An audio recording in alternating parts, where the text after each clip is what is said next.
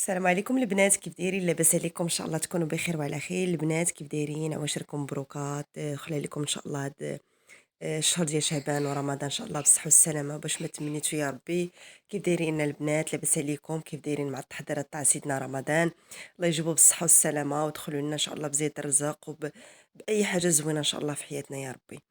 هنايا البنات باقيين في التحضيرات تاع رمضان اللي هي سالات الله يعاونها، واللي بازال الله ييسر لها امورها.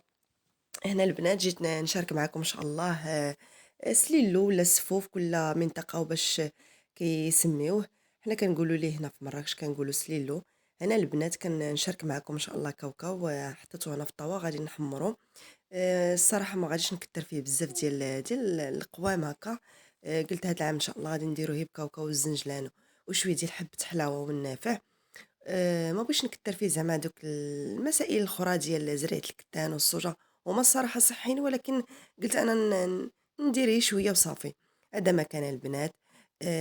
وهنا كيما كتشاهدوا معايا فزقت واحد شوية ديال الحمص وخليته رطبته هكا، وقلت غادي نشارك معكم ان شاء الله.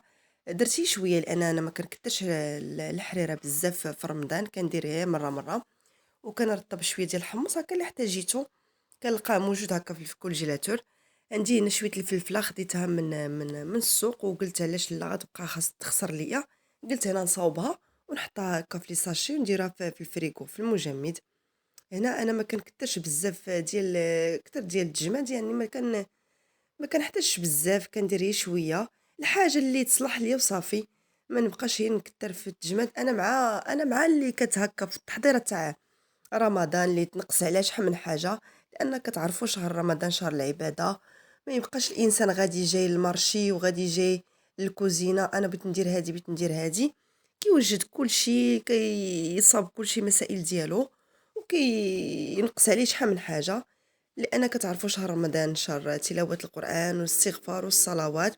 الانسان تيكون شويه سهران بالليل، خاصو يدي الفريضه ديالو ولا بدا. الانسان ما يبقاش هكا نهار كامل هو في الكوزينه وفي الشقه، ونهار كامل هو كيوجد.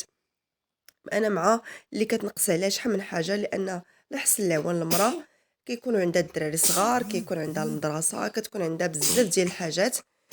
هنا كما كتشوفوا، هنا الناس كينقصوا عليهم شحال من حاجه. وكاين اللي عندها العوين اللي كل نهار ورزقه، كاين اللي كيتقضى كل نهار. هذا كتبقى مسائل شخصيه. الله يحسن العوان للجميع. هذا مكان البنات. انا جيت نشارك معكم هذا الفيديو هذا، لان شحال من حاجه ما زال ليا. انا جيت نشارك معكم غير هذا الشويه هذا، وكنبارك لكم العواشر. وهذا مكان ان شاء الله نرجع معكم في فيديو اخر فاش كنخلط ان شاء الله السفوفه والسليلو ديالي. وكنقول لكم عواشركم مبروكه، دخل عليكم الصحه والسلامه. وهذا مكان البنات. ايوا نتمنى الفيديو يعجبكم، وما تبخلوش عليا بواحد اللايك والاشتراك. هنا كما كتشوفوا معايا كنفرق هذاك الحمص في لي ساشي، كندير جوج كيسان، يعني نهار اللي نحتاجو راه غادي نقسم، غادي نهز القياس ديالي، يعني ما غاديش ندير داك الكميه كلها هي لانها كثيره بزاف. وهنا فاش كتشوفوا معايا هكا داك الحمص مرطبه، درت منه نيت شويه الحريره البنات، انا غنوريها لكم. درت واحد الحريره كتشهيه البنات، عرفتوا دابا بارد الحال هي ديال الحريره الحامضه وديال هكا.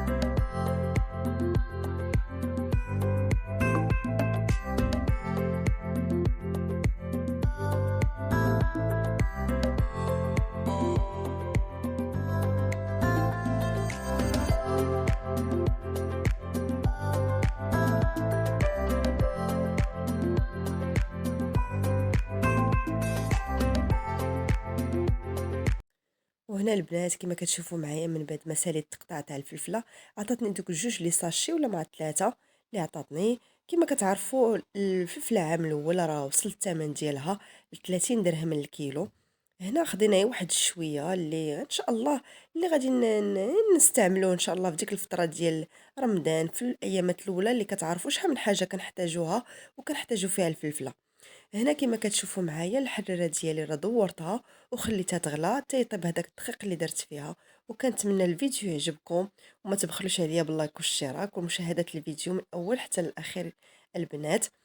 وهنا هاي الحريره ديالي الصراحه طلعت حريره غزاله، لان راه قطعت شويه القزبور، هي القزبور وما الكرفس ما كنحطوش في الكونجيلاتور، كندير هي القزبور والكميه اللي كنحتاجها وصافي.